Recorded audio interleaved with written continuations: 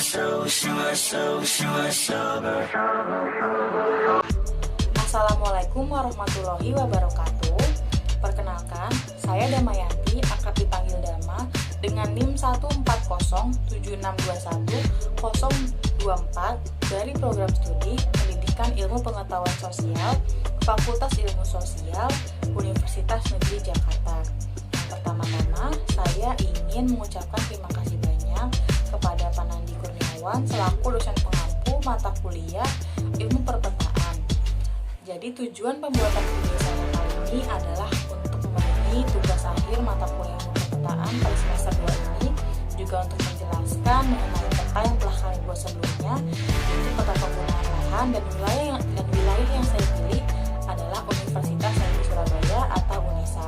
Jadi sebelum saya menjelaskan mengenai peta penggunaan lahan Universitas Negeri Surabaya, jadi saya akan menjelaskan sedikit nih mengenai wilayah yang saya pilih, yaitu UNESA. Jadi Universitas Negeri Surabaya atau dikenal dengan UNESA itu merupakan salah satu perguruan tinggi negeri yang ada di Indonesia. Tepatnya itu ada di Jawa Timur, Surabaya. Kapan sih didirikannya UNESA ini? Jadi UNESA ini didirikan pada 19 Desember tahun 1964. UNESA ini memiliki 7 fakultas, yaitu Fakultas Teknik, Fakultas Ekonomi dan Bisnis, Fakultas Ilmu Sosial dan Hukum, Fakultas Matematika dan Ilmu Pengetahuan, Fakultas Ilmu Pendidikan, Fakultas Ilmu Olahraga, serta Fakultas Bahasa dan Seni. Totalnya ada 7 fakultas. Nah, 7 fakultas ini tuh dibagi menjadi 2 wilayah. Jadi ada wilayah di Kompleks Ketintang dan yang lainnya itu ada di Kompleks Kampus Lidah Wetan. Jadi yang ada di Kompleks Ketintang ini jumlahnya ada 4 fakultas, sedangkan yang ada di Kompleks Kampus Lidah Wetan ini ada 3 fakultas. Oke, karena saya sudah menjelaskan sedikit mengenai Universitas Negeri Surabaya, sekarang saya akan menjelaskan mengenai peta penggunaan lahan yang telah saya buat sebelumnya. Jadi berikut tampilan dari peta penggunaan lahan yang telah saya buat. Silahkan lihat di layar monitor. Nah, jadi sebelum saya menjelaskan mengenai peta penggunaan lahan, saya akan memberikan informasi sedikit mengenai definisi dari peta. Jadi peta ini merupakan gambaran dari permukaan bumi dengan skala tertentu pada bidang datar melalui sistem proyeksi. Itu merupakan definisi peta menurut Aryono Prihandito. Lalu berikutnya saya akan memberikan definisi dari peta penggunaan lahan. Peta penggunaan lahan ini merupakan peta yang menjelaskan wilayah dari suatu wilayah ini digunakan untuk apa. Apakah digunakan untuk pemukiman atau persawahan, atau mungkin digunakan untuk lahan terbuka hijau. Nah, jadi peta penggunaan lahan tersebut sudah saya buat sebelumnya menggunakan proses digitalisasi menggunakan My Maps yang merupakan bagian dari Google Maps. Nah, lalu berikutnya saya akan menjelaskan satu persatu mengenai komponen-komponen atau unsur-unsur yang memang terdapat pada peta penggunaan lahan ini. Oke, yang pertama kita akan masuk ke layout. Jadi layout ini merupakan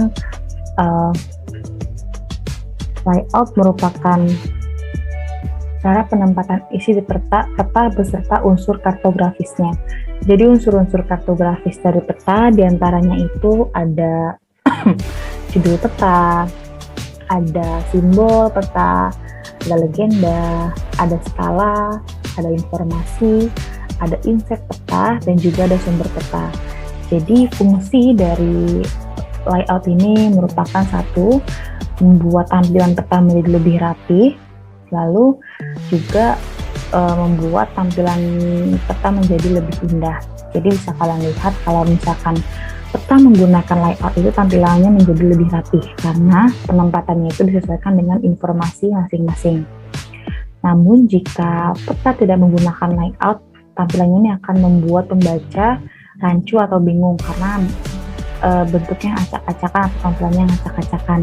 Jadi lebih better atau lebih prefer kalau misalkan peta ini menggunakan layout agar tampilannya lebih rapi dan indah, dan juga agar pembaca lebih memahami informasi yang ada di peta tersebut. Lalu berikutnya ada judul.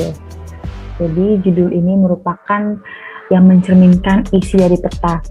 Jadi saat pembaca melihat judul dari peta tersebut, dia bisa langsung menerka-nerka informasi apa yang akan didapatkan dari peta tersebut. Jadi bisa kalian lihat peta ini, judulnya itu merupakan peta penggunaan lahan Universitas Negeri Surabaya, UNESA. Jadi informasi yang berusaha saya sampaikan atau saya berikan kepada pembaca ini merupakan peta penggunaan lahan dari wilayah Universitas Negeri Surabaya. Lalu kita move ke berikutnya, ada simbol. Jadi simbol ini merupakan salah satu unsur atau komponen penting pada peta. Jadi simbol ini berfungsi untuk membuat pembaca ini lebih paham terhadap isi peta tersebut. Simbol peta ini ada banyak jenisnya, tapi diantaranya itu ada simbol titik, simbol garis, simbol area atau wilayah, dan simbol warna. Nah, tapi kali ini yang saya gunakan ini merupakan simbol warna. Ada 5 warna, yaitu ada kuning, orange, hijau muda, dan juga hijau kecoklat-coklatan, dan biru. Nah, lalu berikutnya ini ada legenda. Jadi legenda ini adalah keterangan yang menjelaskan simbol-simbol yang telah dibuat. Juga ada 5 legenda, yaitu ada perairan, ada jalan, ada vegetasi, lahan terbuka hijau, dan perairan. Mari kita kupas satu persatu. Jadi untuk kuning ini menggambarkan bangunan.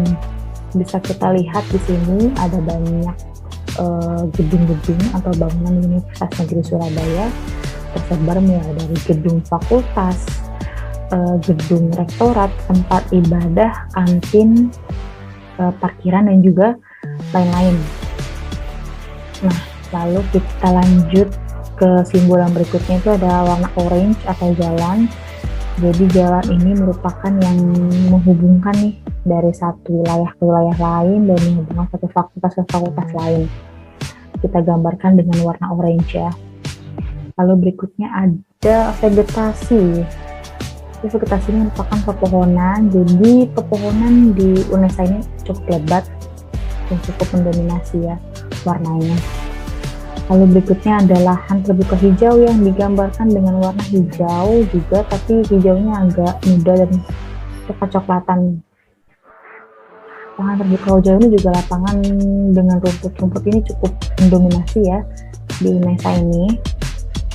Lalu berikutnya ada perairan. Ini perairan yang besar ini merupakan danau UNESA, tepatnya itu di kompleks kampus Lidah Wetan. Nah, di sekitarnya ini ada banyak pepohonan rindang ya. Lalu ini 2 merupakan perairan juga, tapi ini kolam renang. Jadi bisa kalian lihat kalau simbol warna pada peta tersebut ada 5, yaitu ada warna kuning, ada warna orange, hijau muda, dan juga warna biru. Dengan legendanya itu ada kuning digambarkan untuk bangunan, orange digambarkan untuk jalan, hijau digambarkan untuk vegetasi, hijau muda digambarkan untuk lahan terbuka hijau, dan biru untuk perairan. Lalu di sebelah sini ada skala ya, ada orientasi dulu ya. Jadi orientasi ini merupakan penunjuk arah suatu area atau wilayah. Jadi arah mata angin yang saya gunakan ini yang ada 4 ya, itu ada utara, selatan, timur, dan barat. Sebenarnya juga ada yang lebih lengkap yang 8, tapi kali ini saya gunakan yang 4. Lalu berikutnya di bawahnya ini ada skala. Skalanya ada 3 jenisnya dalam peta. Ada skala garis seperti ini. Jadi skala garis yang saya gunakan ini 1/5500. Lalu ada skala angka yang saya gunakan 1/5500. Dan ada skala garis yang merupakan pendamping dari skala angka. Lalu kita bergerak ke berikutnya, ini ada inset peta. Jadi inset peta ini merupakan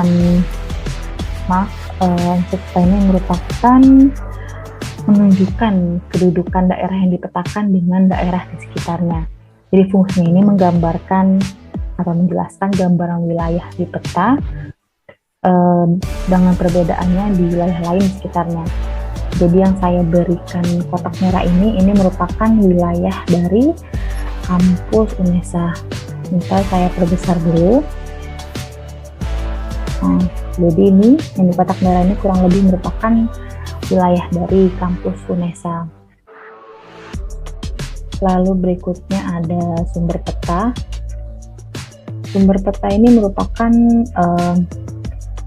di dalam pembuatan peta ini saya mendapatkan informasi dari mana? Jadi dalam pembuatan peta ini saya dapatkan informasi dari Google Maps 2022.